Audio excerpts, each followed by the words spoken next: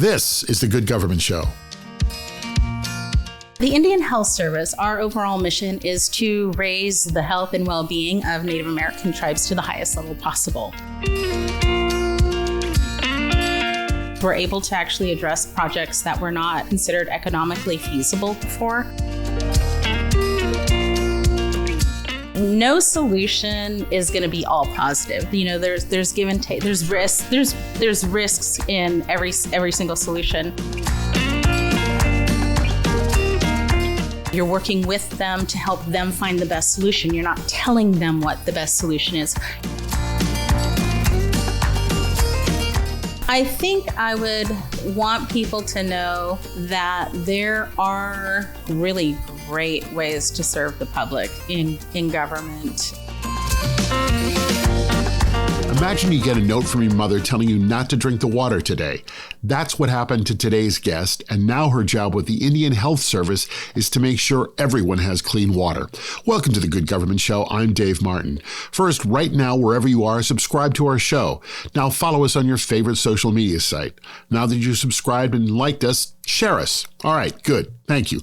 Sometimes you meet people in government that just, well, they blow you away. Often their personal story explains why and how they get into public service. On this episode, get ready to be blown away. Today's guest is Lieutenant Cmdr Melissa De Vera. She's an engineer for the Indian Health Service Sanitation Facilities Construction Program, and she's also a winner of the National Academy of Public Administration and George Washington University's Flemming Award. Her leadership led to $3.5 billion in clean water and sanitation projects for her agency. She's also good at recruiting others, especially other Native Americans, to come and work for the government. As she will tell you, working for the government is a place where you can have a real impact on people's lives. Up next, Lieutenant Cmdr Melissa De Vera and the U.S. Indian Health Service, and a Flemming Award winner. The Good Government Show is sponsored by Our. That's O-U-R for our community. Get involved. We hear that all the time from government leaders. Our co-brands with your government's name and logo. Your staff and the people you serve are connected and part of your community. From any device, your members provide reliable data and meaningful feedback. Ask a question like, do we want more parkland or better homeless services? More engaged conversations come through the Our app. Visit Ourco, that's OURCO.com, and book a demonstration.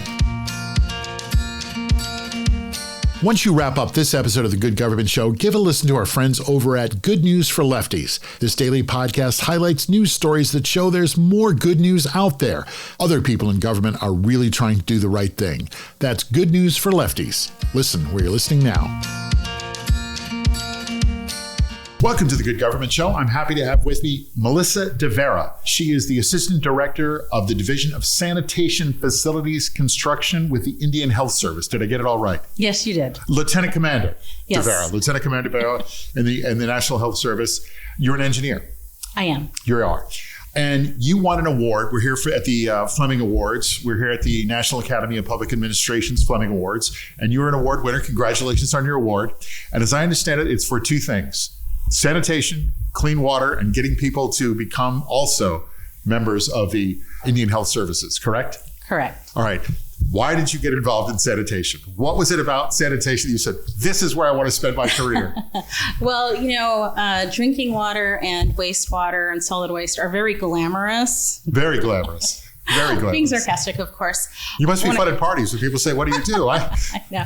Really, you want to talk about septic systems? Yes. So, there were, growing up, I had a lot of experiences when that looking back that really kind of impacted and shaped like where my interests were going to be. So, the first one is, my mother, she is an enrolled member of the Rocky Boy Chippewa Cree, so am I.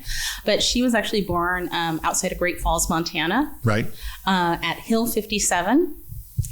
So I remember going to visit there because her brother and sisters, they still lived in homes that were out there at Hill 57, and so my cousins. And so they hauled water from a community well. So I did not, when I was a kid and we'd go visit, like it never occurred to me, oh my gosh, having to haul water is a hardship. Like that Sure. never occurred to me. I always kind of associated, that time frame with a lot of love and with family. So, it wasn't something that I realized later on in life. That was weird. That I was like, maybe that's not so normal. I read somewhere in one of the things I read about you that said in 1952, less than 20% of Native Americans' homes had freshwater facilities and fresh wastewater, and your mother was one of those people. Yes. Less than 20%. Yeah. That's a lot of folks. Yeah. Yeah. So how did you win this award? What wonderful thing did you do? So the wonderful thing that I did was actually with recruiting. And so my background helped. Yeah. So, I think we had historically relied on interns to kind of, to feed, that was our pipeline of engineers. And so we, like the rest of Indian Health Service, we were facing like vacancy rates of like 30% on average, across the board. But vacancy rates were, of course, they're higher in the more remote locations. And the more remote the location is, the higher the need actually is. Sure. So what happened was the bipartisan infrastructure law, the Indian Health Service got $3.5 billion to address some sanitation needs for tribes. And so we already had chronic vacancy rates. So we really, really needed to recruit. So how do you recruit? How do you get people to come work for the Indian Health Services or come work for the government or come work for sanitation? I mean, I don't think anybody dreams of working in sanitation when they're a high school or college student, do they? Well, funny enough. Funny story. No. So, I think like the key to our success with recruiting was we stopped casting a wide net. We went very focused, and then we started to just kind of focus more on trying to find the students that had a public service drive. Okay. So, of course, like, Engineers Without Borders, students involved with, with that specific engineering society, that one was a big boon for us to find students interested in engineering. But, going really, really focused was definitely, it was definitely the way to go for us. We were utilizing some tracking methods. We were utilizing. But part of your pitch has got to be, how would you like to work for the government, make less money, work harder, and be in a remote location, but yet you managed to get people to sign up? How do you do that? Am I wrong? I mean, that's kind of the pitch, isn't it? That's totally the pitch. Okay. So what we do is we just hold.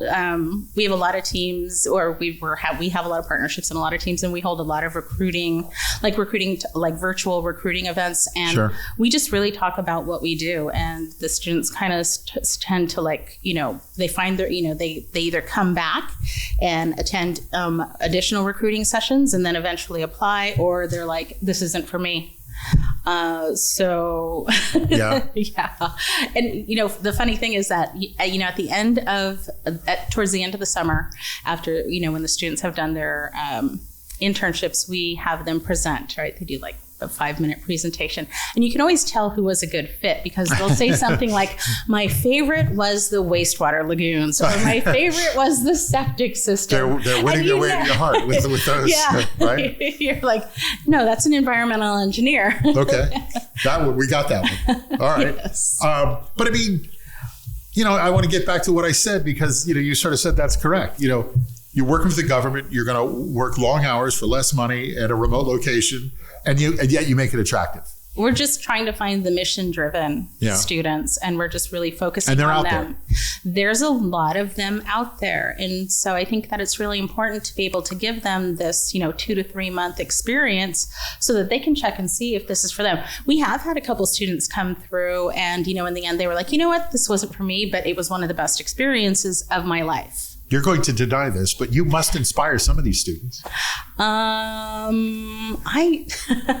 Well, they see a woman, they see an engineer, they see someone, perhaps, from your same tribe, and they go, oh, well, I can do this too, right? Yeah. Well, I hope so. I hope so. And I mean, I always try to say that the internship is like, it's such a non-commitment way for both the agency and for both the student to figure out, is this really for me? Because, you come, you do 2-3 months, and, it's either for you and you come back, or it's not, and you move on and you find something that is a better fit for you. But regardless of whether it's a good fit for the student or not, I want them to walk away feeling like this was a really good experience, taking something away from it, and, really still feeling positive about our agency and about our mission and about what we do. And it's okay if it's not for them. Okay. Tell me about the Indian Health Service. What do you do? So the Indian Health Service, our overall mission is to raise the health and well-being of Native American tribes to the highest level possible. And so our mission, our division is, of course, water and sanitation. So we're really kind of like that foundation. People want to be able to wash their hands and flush their toilets, and we definitely want to be able to do that in hospitals and clinics. Sure. So at some point you delivered $3.5 billion in sanitation projects. Tell me what you did. Tell me what some of these projects are and what impact they had. Well, our division is still in the process of delivering those services. I think we're actually in the last year of our of $3.5 billion in appropriations. So that was appropriated to us over 5 years, with about 700. So what are the projects? What are you doing? So we have projects like in Minnesota, there's a water treatment plant that's going up. That's going to resolve some long-term copper violations. Copper is kind of a weird one, not one that you see very often. So that one's going to be, I think, the first biological water treatment plant in Indian Health Service. So, we're pretty excited about that one. That sounds like a big deal. Yeah, we've got a lot of projects. When I was kind of looking, we have a lot of projects to address, disinfection byproducts is another issue that kind of came up. That's a newer regulation, maybe not newer to the municipalities, but newer to, to the reservation, to small communities.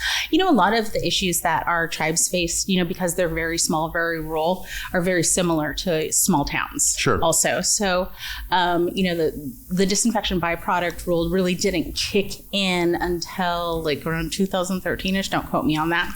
But, we have a lot of projects to try to address those issues. I think that was a little bit more pervasive than maybe we previously believed it was going to be. So that one kind of was a surprise impact on our communities. Let's see, what else? You talk about safe drinking water. What things did you have to do to make sure that you have safe drinking water? What are the projects that you work on for that? They must be impressive because you're winning an award. Do you downplay everything? There's all kinds of projects. So we have like yes. the big talk about projects. safe water. Like what's the thing that you're able to accomplish, to deliver cleaner water? I think the thing that we're able to accomplish with this $3.5 billion is we're able to actually address projects that were not considered economically feasible before. Okay. So we're able to kind of put a dent in that need. It's not going to resolve all of the need, but it's going to resolve a bulk of it. The most expensive projects, unfortunately, and I mean, rural homeowners probably know this too, but, are kind of like those rural homes where you can't be connected onto, where they can't be connected to a community water or sewer system. So you don't get that cost saving. So we're able to deliver a lot of individual water and sewer to remote homes. So, and then with that, we, even though we technically don't have to, with an individual water well for an individual home, the national primary drinking water regulations actually don't apply, but we go ahead and, the Indian Health Service, why don't they apply because it's not a community system. Those regulations only apply to community systems. They don't necessarily apply to individual homeowner wells, but we also make it our mission to make sure that, like, regardless of whether you're on a community system or not, that you're getting safe drinking water either way. What's the reaction to the people that you serve on the tribal lands, on reservations, and, just people who are, feeling the impact of the work you do? Oh, I hope they're happy. Is there ever any, everybody wants clean water and better sanitation facilities. Is there ever pushback? Like, why are you doing this, or why are you doing that, or why do you have to dig up my yard, or why do you have to move that? Does that happen? It could be no. It shouldn't. No, Okay. It shouldn't. Usually we try to only put, install services where people are requesting them. And then we also want to try to work collaboratively with the tribe. One of the biggest things about, that our division does do and does try to focus on is we try to advance tribal self-determination. So like with engineering or with anything, what that really means is that we need to work. We need to get to know our customer. So we need to get to know our tribes, what their needs are, what their capabilities are. And then we need to come up with solutions. And when we come up with those solutions, we need to give them all the information, good and bad, on every option so that they can make a choice, so that they can choose the solution that is best for their communities and, best for, for their vision, for their nations. And how do you help them come to that best decision? We give them all the information. So no solution is going to be all positive. There's give and take. There's Sure. risks. There's risks in every single solution, and so we just need to help them identify, what the risks are. And, I don't know necessarily what risks are acceptable, to you. I don't know that what's an acceptable risk to you is necessarily going to be an acceptable risk to me. So we just have to make sure that we're getting all that information out there to them and that we're able to communicate the risk to them so that they can, choose what they think that they can manage. When you talk about the wastewater projects and the clean water projects, is there any that stand out to you and go, that's something we accomplished? That's the one. Let's see. I have a feeling there are several. There are, there's so many. That's good. That's good. Many good clean water projects is good. Yeah. But what's the one that you like, that you might mention to students or say, hey, here's where we made an impact. That's what I'm kind of looking at. My favorite is probably the biological water treatment plant, but I'm biased on that because that was something that I worked on okay, when I was in the field. You're the award winner. You can be biased. Yes. That's okay. So tell me about it. What is it? So is this the copper project or something else? This is the copper project. This was the on and off copper violations. Right. Yeah, that one took a lot of planning, a lot of coordination with not only the tribe but also with the EPA. So the tricky part about getting that project off the ground right out the gate was the fact that the pilot study was one that is. You don't hold that pilot study is not really a 2-week pilot study, which is, I think, at the time, where people were really kind of targeting, the studies for drinking water. The pilot study on a biological water treatment plant actually runs a couple of months because what you need to do is you need to give time for the microbes to grow, and then you need to give time for the microbes to mature, and then you got to let it go. And you find out like what contaminants that, those microbes are actually going to take out before you send your water onto the next stages of the water treatment process. This sounds like a lot of engineering. It's actually really all it is really you got an extra filter and you're just feeding more oxygen and a little bit of phosphorus to feed the microbes to get them to grow. You do downplay all of your accomplishments, don't you? Yes. Yeah, it's no big deal. I have a feeling it is. All right, that was the easy part. Are you ready for the hard part? Yeah. All right, this is the hard part. Okay. It was called the War to End All Wars, but it didn't. 3 royal cousins, all kings, one from England, one from Germany, and one from Russia, blundered their way into a war, a completely avoidable war that left millions dead in the trenches across Europe.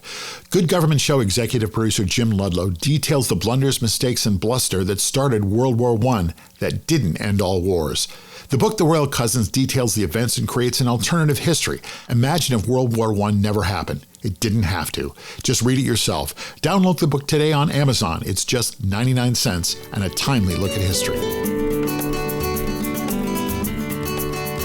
After you get done with this episode, hear more good government stories with our friends at How to Really Run a City.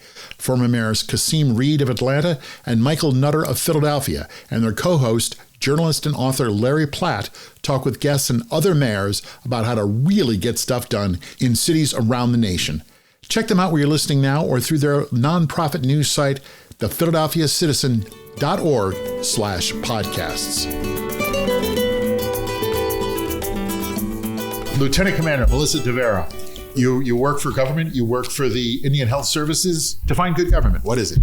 Well, good government is clearly good stewardship of the taxpayer dollars. I mean, I want to make sure that my dollars, are going, to something that's useful.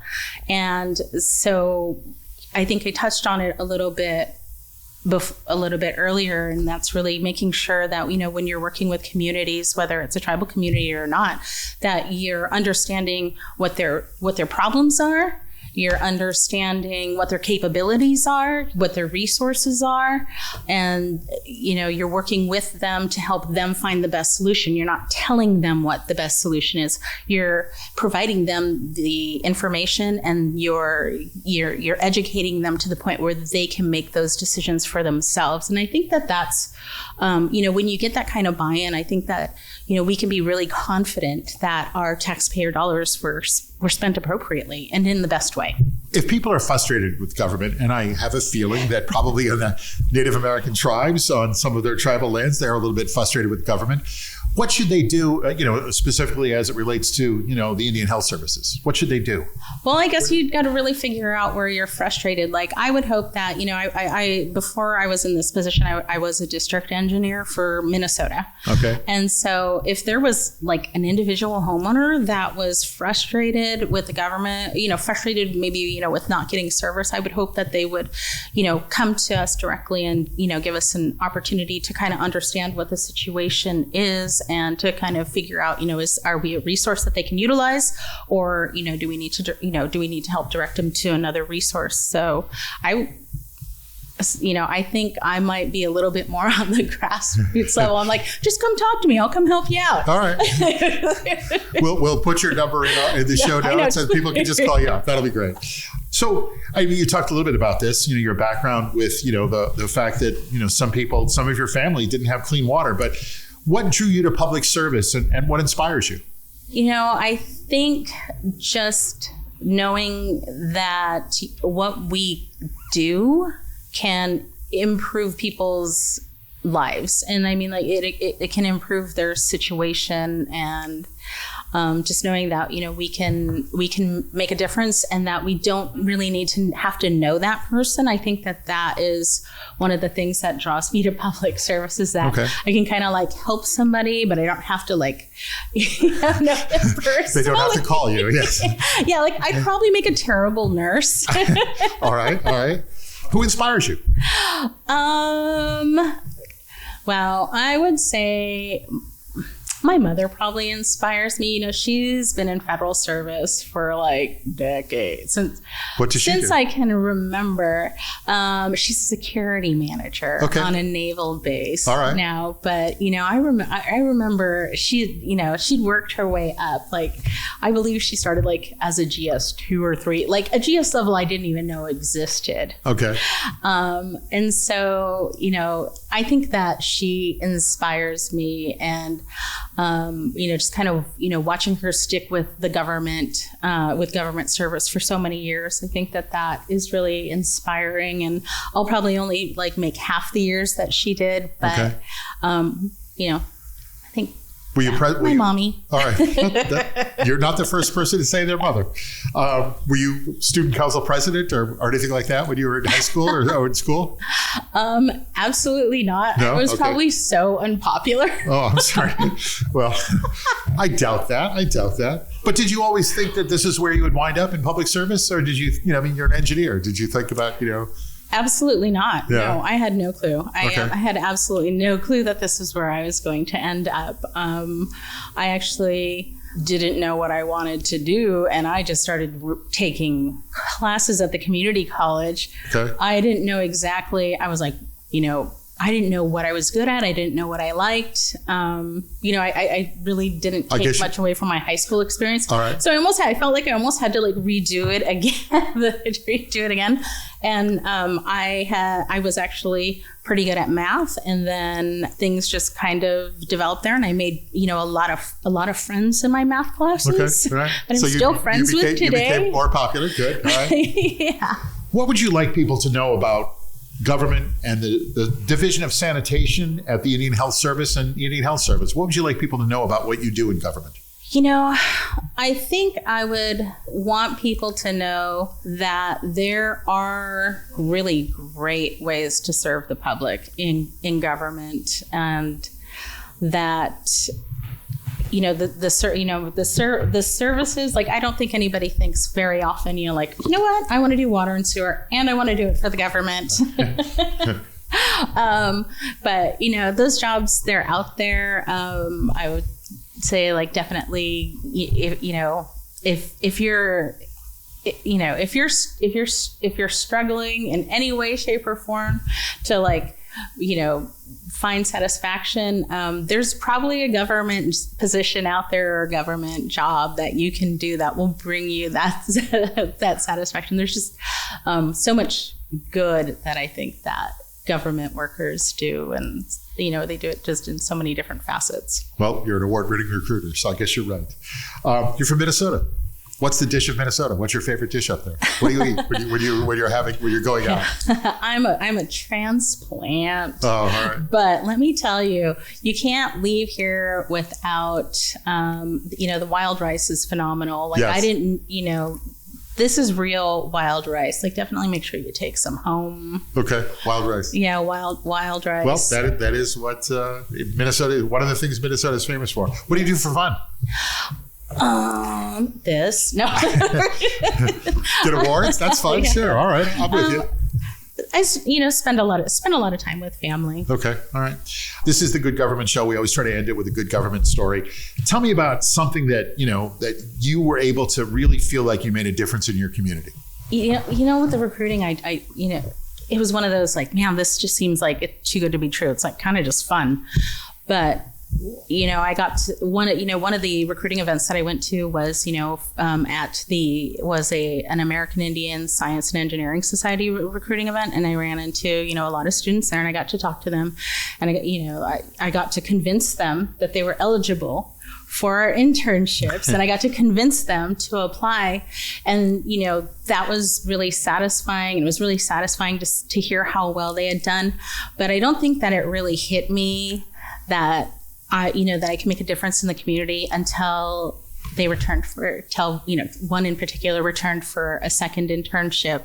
So I know she'll come back for a third before she graduates, and I know she's going to come work for us. And, right. Just to kind of see her build that confidence and then find her mission and find her mission with us is, I think that's just, that was probably one of the most incredible aha moments of, the way you're impactful. The way you're smiling, I guess that was, yeah. you were proud of her. That's great. Lieutenant Commander Melissa De Vera, the Assistant Director of the Division of Sanitation Facilities Construction with the Indian Health Services. Congratulations on your Flemming Award from the Flemming Award and the National Academy of Public Administration. Thanks for coming on. Thanks for sharing your story. Thanks for having me. Thank you. Want to hear more about good government? Check out another show I host, Leading Iowa, Good Government in Iowa Cities. I host the show with Brad Kavanaugh, Mayor of Dubuque, Iowa, and the immediate past president of the Iowa League of Cities. Together, we talk to leaders in Iowa cities. We talk about what works and what good government looks like in Iowa. Join us right here where you're listening now. That's Leading Iowa, Good Government in Iowa Cities. We want people to be able to wash their hands and flush their toilets. Sounds pretty basic, pretty simple, right? Well, for some people, it wasn't that easy, or it wasn't until Lieutenant Commander Melissa De Vera joined the Indian Health Service. When you think about public service, I hope you now think about Lieutenant Commander De Vera and people just like her. And if you couldn't tell, Lieutenant Commander isn't one to boast about her accomplishments. She just goes about her work every day. By the way, there were 12 Flemming Award winners. The Academy picked Lieutenant Commander Melissa De Vera to speak on behalf of all the winners. She congratulated the other winners, spoke about her team, and downplayed her success. That makes her a typical public servant. Well, that's our show. Thanks for listening. Tell your friends about Good Government and about our show. Don't forget to review us and check out our website, goodgovernmentshow.com, for extras. Help us keep telling stories of good government in action everywhere.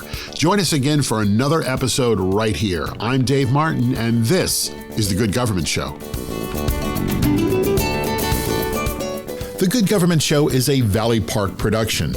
Jim Ludlow, Dave Martin, that's me, and David Snyder are the executive producers. Our show is edited and produced by Jason Stershic. Please subscribe, then share us, and like us and review us. That's the best way to make sure we're able to keep telling these stories of our government working for all of us. Then listen to the next episode of The Good Government Show.